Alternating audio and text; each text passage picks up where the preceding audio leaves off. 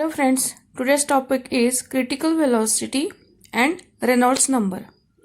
की critical velocity आपण इथे पाहिले होती बघा की टर्बुलंट फ्लो आणि स्ट्रीमलाइन फ्लो ह्याच्यामध्ये आपण इथे पाहिलं होतं की क्रिटिकल व्हेलॉसिटी पेक्षा जर आपला फ्लुइडचा जे आपलं फ्लुइड आहे त्याची व्हेलॉसिटी जर का स्मॉलर असेल क्रिटिकल पेक्षा तर it is called as a streamline आणि जर का इट इज फ्लुइडची जर का velocity increases beyond critical velocity then it is a turbulent flow. हे आपण पॉइंट पाहिला होता. आता ही जी आपण म्हणतोय क्रिटिकल व्हेलॉसिटी म्हणजे काय आहे तर हा आपण इथे बघायचा आहे. So the flow of a लिक्विडचा फ्लो आहे whether the streamline or turbulent it is differentiate म्हणजे आपण डिफरन्शिएट करू शकतो की स्ट्रीमलाइन आहे किंवा टर्बुलंट आहे. कशाच्या बेसिसवरती आपण डिफरन्शिएट करू शकतो on the basis of a velocity of the फ्लोची व्हेलॉसिटी किती आहे काय आहे हे कॅल्क्युलेट करता येतं आणि हा त्याचा इथं फॉर्म्युला आहे. So the velocity beyond which a streamline flow becomes turbulent is called as a critical velocity. Critical velocity कशाला म्हणायचंय की आपला जो फ्लुइड आहे त्याची व्हेलॉसिटी इज बियॉन्ड झाली ह्या व्हेलॉसिटीच्या तर मग तो काय होणार आहे की टर्बुलंट मध्ये कन्व्हर्ट होणार आहे. स्ट्रीमलाइन आधी असेल आणि ती टर्बुलंट होणार आहे.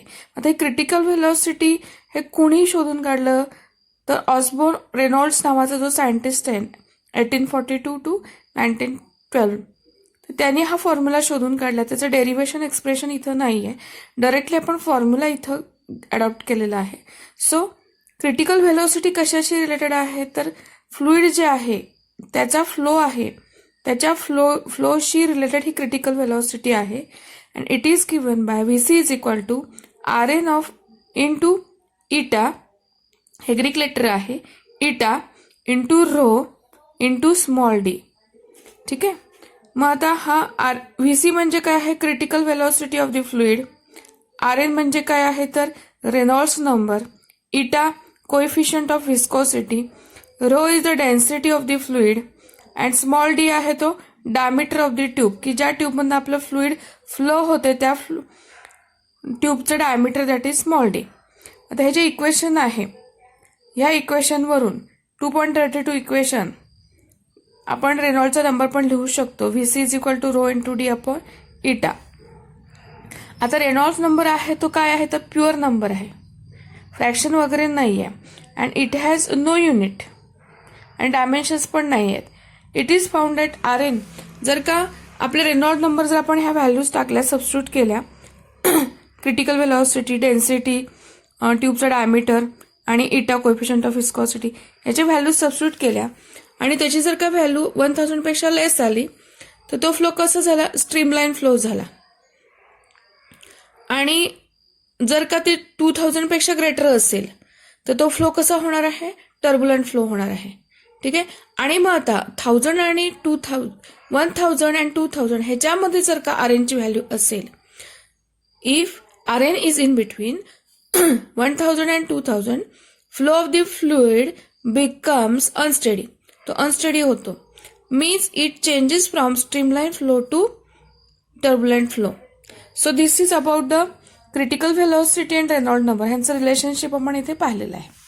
नेक्स्ट जो पॉइंट आहे तो व्हिस्कोसिटीशी रिलेटेड आहे की फ्लुइडमध्ये व्हिस्कोसिटी व्हिस्कस फोर्स काय असतो तो व्हिस्कोसिटी काय आहे ही फिजिकल क्वांटिटी आहे. व्हिस्कोसिटी जशा आपल्या इतर आहेत टेम्परेचर, प्रेशर, ॲक्सलरेशन, व्हेलॉसिटी, ज्या काही डेन्सिटी ह्या फिजिकल क्वांटिटी तशी व्हिस्कोसिटी ही पण एक नवीन टर्म आहे तुमच्यासाठी फ्लुइडच्या बाबतीत. तर ती काय आहे हे आपण इथे पाहणार आहे. So when we pour water from a glass की एखादा ग्लास आपण पाण्याने भरायचा आहे. ठीक आहे. It flows freely. जर पाणी आपण भरलं तर ते पाणी ते पटकन आणि क्विकली भरून होतं. But when we pour syrup or honey एक मध वगैरे काहीतरी घ्या किंवा एखाद्या बाटलीतून सिरप घ्या आणि आपण ते काचेच्या बाटलीत घेतोय मग अशा वेळेला काचेच्या बाटलीतून ग्लासमध्ये होतो तर ते पटकन क्विकली फ्रीली नाही पोरिंग करतायत आपल्याला भरता येत नाहीये त्याला काहीतरी स्पीड कमी होतो स्लो होतं. So it flows slowly and sticks to the container. आता हा जो डिफरन्स आहे the difference is due to the fluid friction. कशामुळे आहे तो डिफरन्स फ्लुईडमधलं फ्रिक्शन आहे त्याच्यामुळे आहे. So this friction is both within the fluid itself and between the fluid and the its surrounding.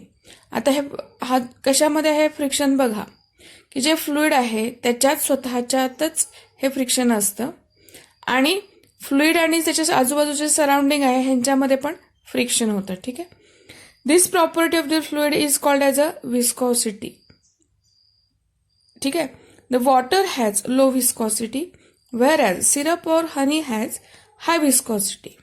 आता पाण्याची वॉटर म्हणजे पाणी, त्याची विस्कॉसिटी लो आहे, देअरफॉर इट मूव्ज और it flows quickly and freely. And on the other hand, honey has high viscosity, therefore it flows slowly and it sticks to the container. हा difference आहे. आता इथे जे फिगर आहे 2.28 and 29 इथे दाखवलेत बघा, 28 आणि इथे 29. आता इथे काय सांगितलं आहे, विस्कस फ्लो आहे. कशाच आहे तर तुझं different layers flow with different velocity. ह्या इथं ज्या दाखवल्या ह्या लिक्विड मधल्या लेयर्स आहेत. ठीक आहे. And they are moving with different velocity. प्रत्येक बघा हे मॅग्निट्यूड डिफरंट आहे, प्रत्येक लेअरची जी व्हेलॉसिटी आहे ती डिफरंट आहे. Central layer flows fastest and outermost layers flow slowest. ही जी सेंटर आहे ही फास्ट मूव्ह होते आणि ही जी कडेची आहे, म्हणजे आता हे जर का आपण अशी ट्यूब इमॅजिन केली की ज्याच्यातून आपलं फ्लुईड फ्लो होत आहे, तर त्याच्यातली ही जी सेंट्रल लेअर असेल ती एकदम तिचा स्पीड असेल तो सगळ्यात जास्त असेल, फास्टेस्ट मुव्हिंग आहे, हाय स्पीड आहे.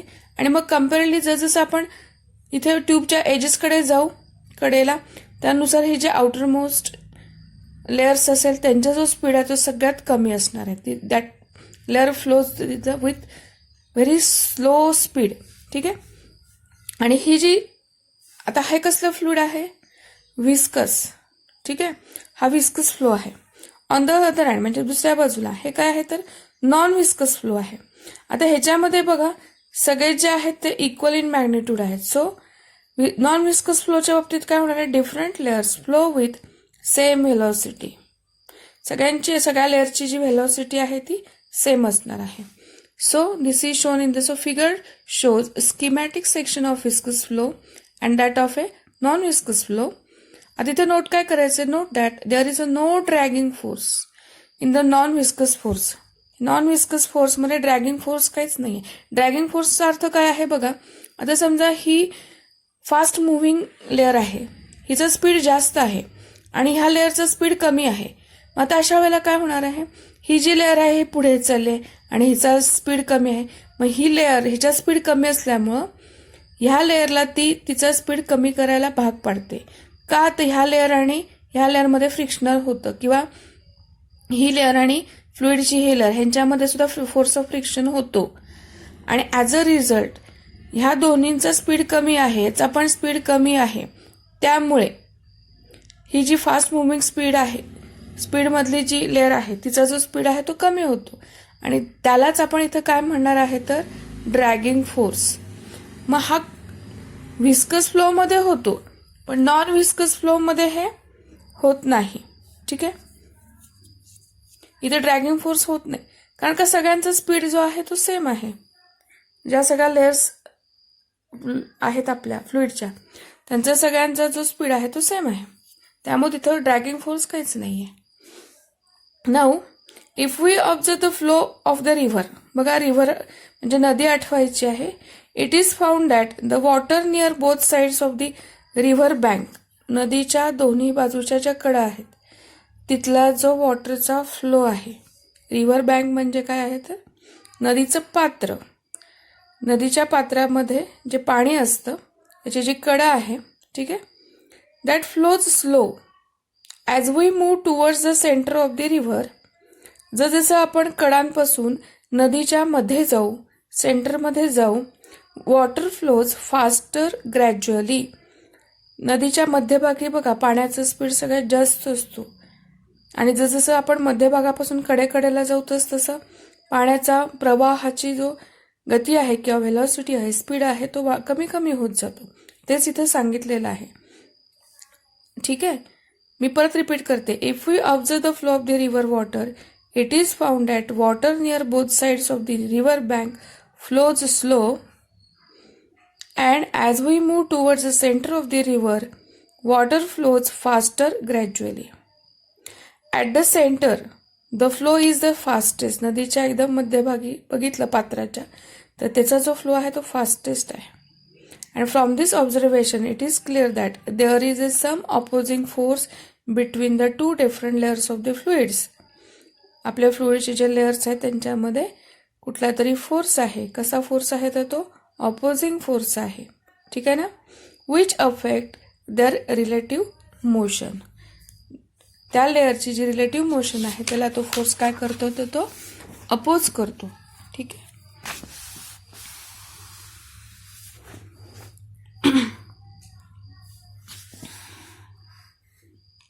मग इथं त्याच्यावरून व्हिस्कॉसिटीची डेफिनेशन आपण म्हणू शकतो. So viscosity is that property of a fluid. फ्लुइडची ही प्रॉपर्टी आहे by virtue of which relative motion between the different layers of the fluid experience a dragging force. बघा, व्हिस्कॉसिटी ही प्रॉपर्टी आहे कुणाची, फ्लुइडची, की ज्याच्यामध्ये काय होतंय, रिलेटिव्ह मोशन जे आहे, रिलेटिव्ह मोशन रिलेट करायचं आहे. म्हणजे आता ही लेयर्स आपण विचारात घेतली तर हिची व्हेलॉसिटी किती आहे, व्ही आहे, आणि ह्याच्यावरची जी आहे ती व्ही प्लस डी व्ही आहे. म्हणजे ह्याच्यामध्ये थोडासा ॲडिशनल पॉईंट आहे ना, डी व्ही एवढी स्मॉल व्हॅल्यूनंही ॲड होते. आणि जर ह्याच्या खालची जर लेअर बघितली, व्ही मायनस डी व्ही आहे. म्हणजे ह्या लेअरची जर आपण कम्पेअर केली तर ह्या लेअरचा स्पीड कमी आहे किंवा व्हेलॉसिटी कमी आहे, आणि ह्या लेअरशी कम्पॅरिझन करताना ह्या लेअरचा स्पीड थोडासा जास्त आहे. म्हणजेच हा जो कन्सर्न आहे that is the relative motion. Relative motion कुणाच्यामध्ये आहे, between different layers of the fluid experience a dragging force. आता हिचा जो स्पीड आहे व्ही आहे, ह्याच्यापेक्षा ह्याचं स्पीड जास्त आहे, म्हणजे ही स्पीडमध्ये जास्त जाते, पण ही स्लो आहे त्यामुळे ही ह्याला मागे उडणार. तसंच ह्याच्याने ह्याच्यात कम्पेअर केला तर ह्याचं स्पीड कमी आहे, ही ह्याला मागे उडणार. मग या दोन लेअरमध्ये फ्रिक्शन होतं, ह्याच्यात फ्रिक्शन होतं, आणि मग तिथं dragging force because of the friction होतं. So viscosity is a property of a fluid by virtue which the relative motion of the different layers of the fluid experience a dragging force. So this is about the व्हिस्कॉसिटीची definition. So and the force is called as a viscous drag.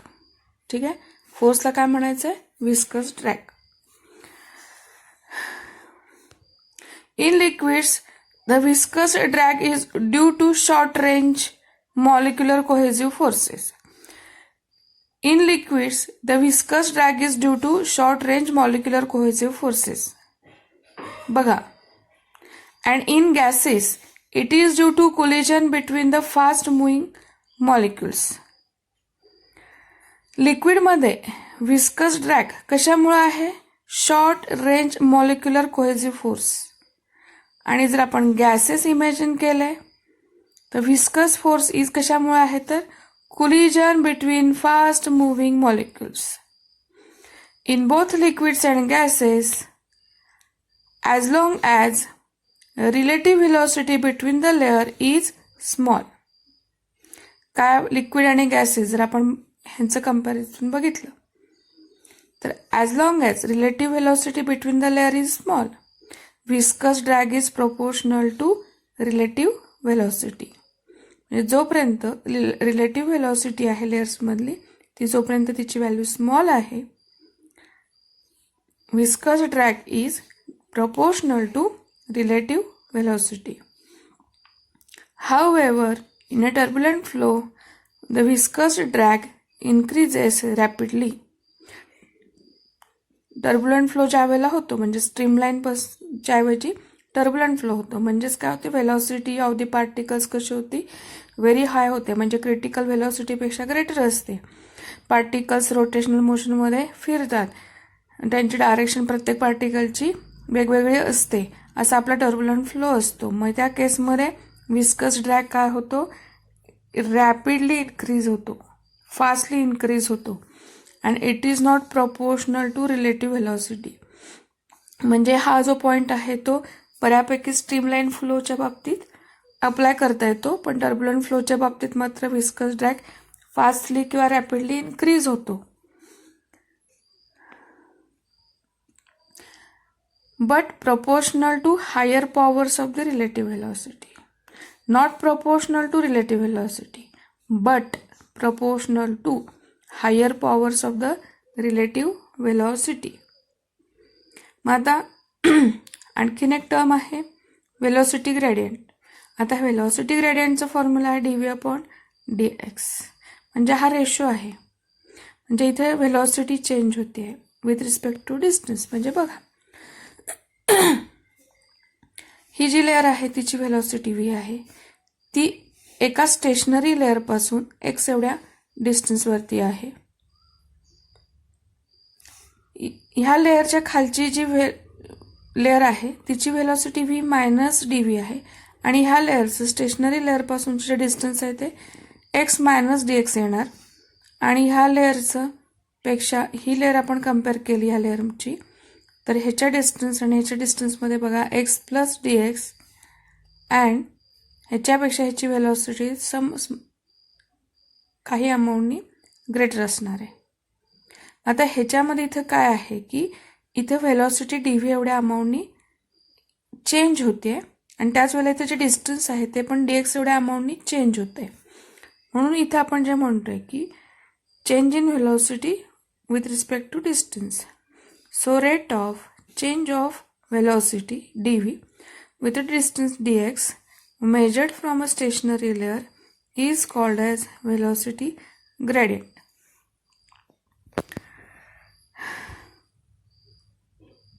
आता हा जो point आहे हा आणखीन मोर क्लॅरिफाईड केलेला आहे इथे पहा मॅक्रोस्कोपिक व्ह्यू ऑफ द विस्कॉसिटीमध्ये, की इथे प्लेट्स वगैरे आहेत, वाय प्लेट आहे, एक्स प्लेट आहे, आणि ह्या लेअर्स आहेत. सेम हाच पॉईंट आहे, आणि इथे पर्टिक्युलरली ABC असे घेतलेले आहेत, आणि हे प्लेट एक्स आहे. आणि हे जर तुम्ही वाचलं त्याचं एक्सप्लेनेशन व्यवस्थित दिलेलं आहे टेक्स्टबुकमध्ये, तुम्हाला कळू शकतं. तरी पण आता मी इथे एक्सप्लेन करते. बघा, viscosity of a fluid can be explain on the basis of molecular motion as follows. आता लॅमिनार फ्लो कन्सिडर करायचं. So consider a laminar flow between the plates x and Y. ह्याच्या प्लेट्स आहेत x आणि Y, ह्याच्यामध्ये आपण laminar flow consider करायचा आहे. Plate x is stationary plate and Y moves with the velocity v0. ह्याची velocity v0 आहे. ही कशी आहे, एक्स प्लेट आपली स्टेशनरी असणार आहे. ठीक आहे.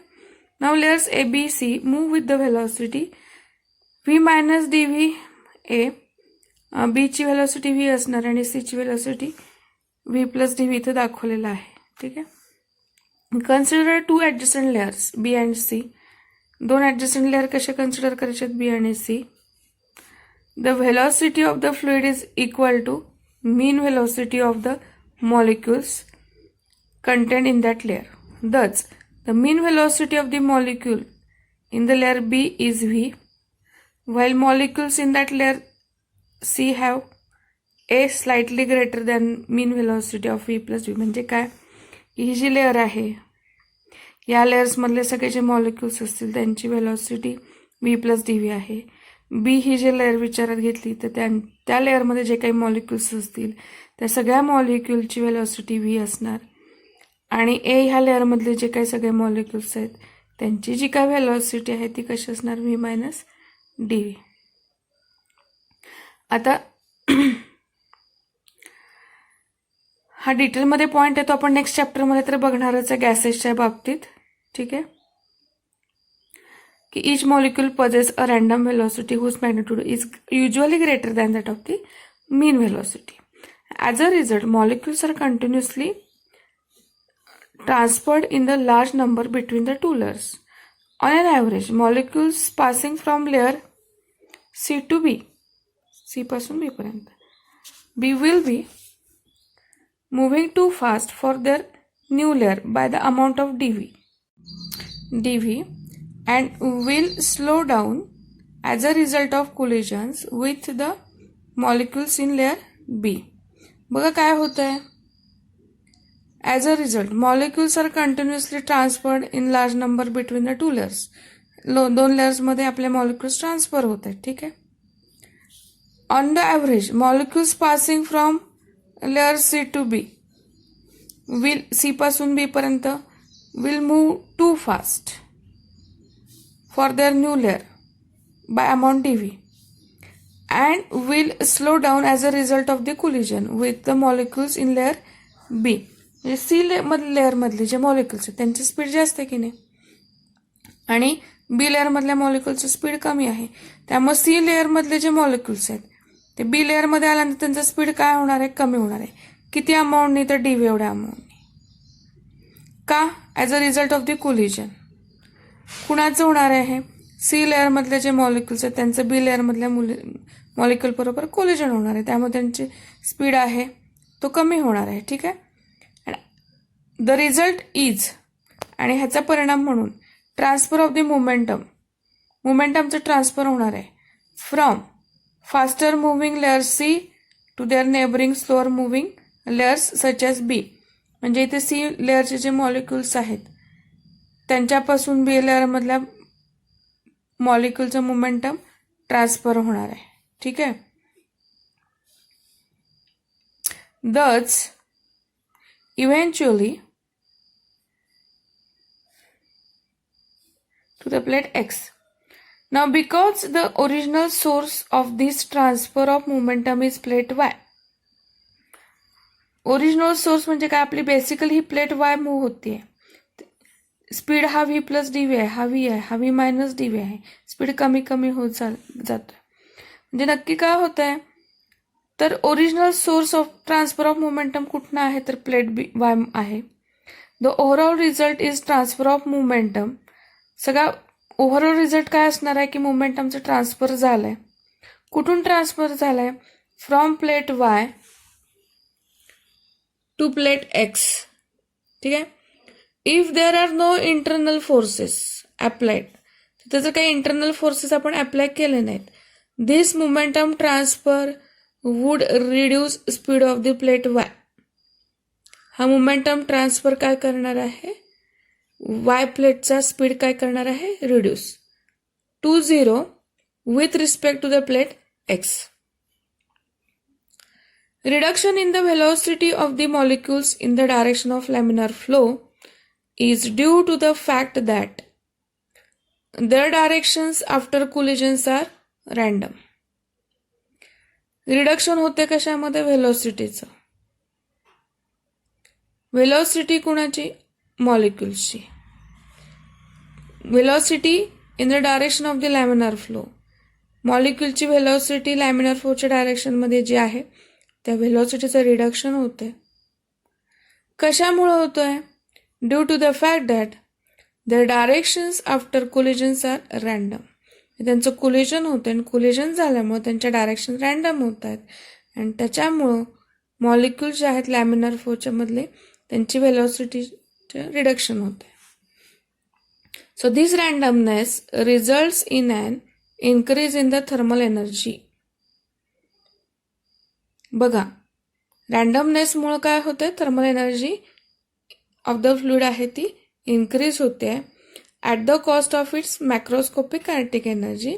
That is the process is dissipative or frictional. Next point आहे तो in liquids there is an additional stronger interaction between the molecules. लिक्विडच्या बाबतीत ॲडिशनल स्ट्रॉंगर इंटरॅक्शन असतं मॉलिक्युल्समध्ये. कुठल्या molecules? In the adjacent layer. And due to the intermolecular forces that distinguish liquid from the gas. लिक्विडच्या बाबतीमध्ये interaction strong असतं आणि गॅसेसच्या बाबतीत हे intermolecular forces comparatively very weak असतं. हे आपल्याला बेसिक गोष्ट माहिती आहे आणि गॅसेसमध्ये हा कमी आहे.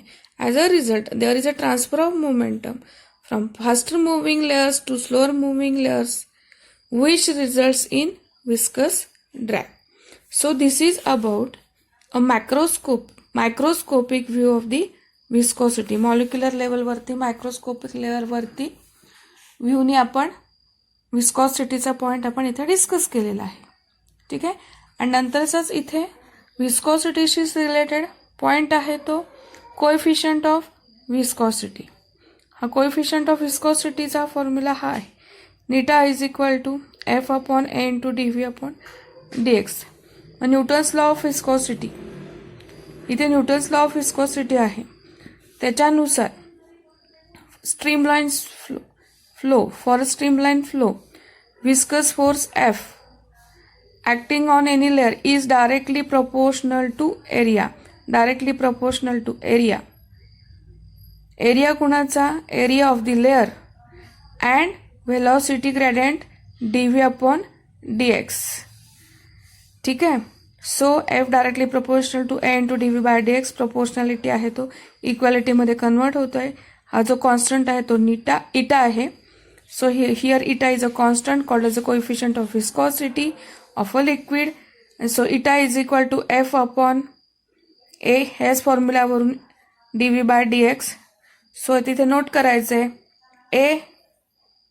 नोट मध्ये काय सांगितलंय, इथे जो A आहे कोएफिशियंट ऑफ विस्कॉसिटीच्या ह्या फॉर्म्युल्यामध्ये, so A in this expression is not the cross sectional area.